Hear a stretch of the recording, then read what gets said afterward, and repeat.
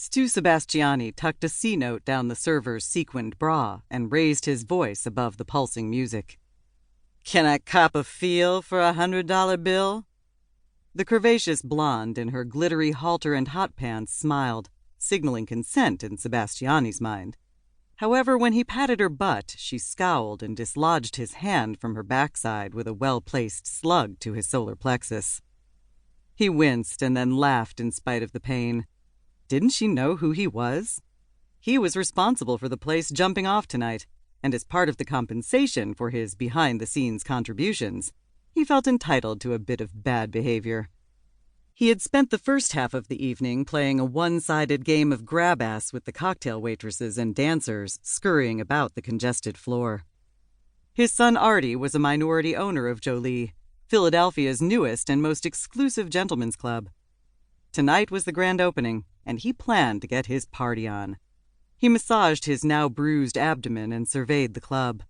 The crowd was so deep no one could possibly take note of the painstakingly selected interior decor. So much fuss about the dimensions of the chandeliers, the grade of marble for the floors, and those ridiculous Grecian sculptures. They should have listened to him. The only thing the customers care about was the babes.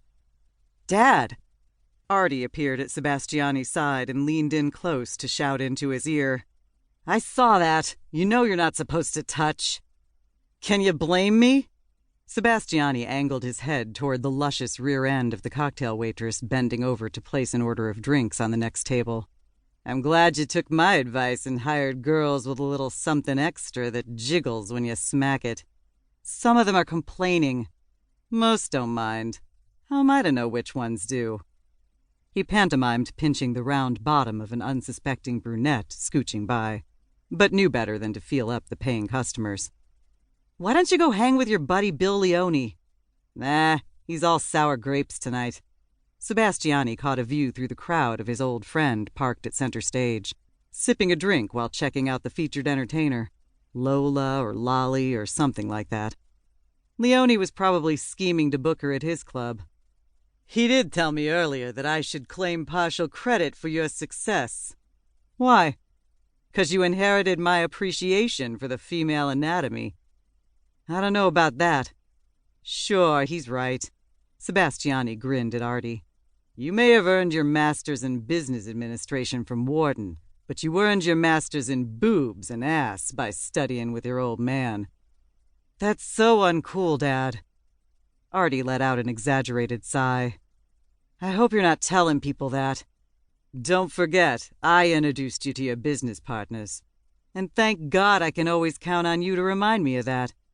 Artie muttered something else, but Sebastiani couldn't understand what he said. He ignored his son's reproach and looked past him, into the crowd, where he spied one of his pals from the old neighborhood. He called him over. "Jimmy Mastrocola." Sebastiani greeted him with a hearty embrace and a kiss on the cheek. "Glad you could make it. This place is something else. You should be proud of yourself, Junior." Mastrocola pulled Artie into a bear hug. "Thanks, Uncle Jimmy." "You too, Stu." Mastrocola bumped fists with Sebastiani. "I'm sure you were an unofficial consultant on all this. We were just saying how he got his MBA from me." He winked at Mastrocola. "Masters in boobs and ass." Mastrocola laughed and nodded. "No one knows more about strip clubs than you." Sebastiani gave Artie a playful nudge. A frown creased Artie's brow. "Come with me, Uncle Jimmy," he said, changing the subject.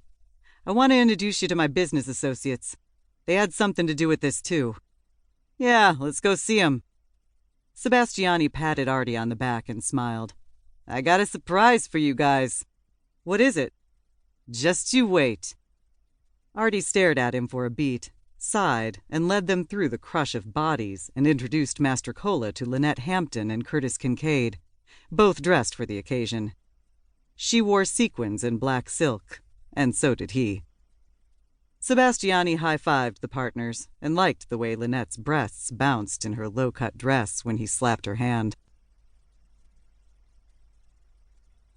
To keep listening to this audiobook, I've left you a link in the description so you can do it. at no cost thanks to Audible's 30-day free trial.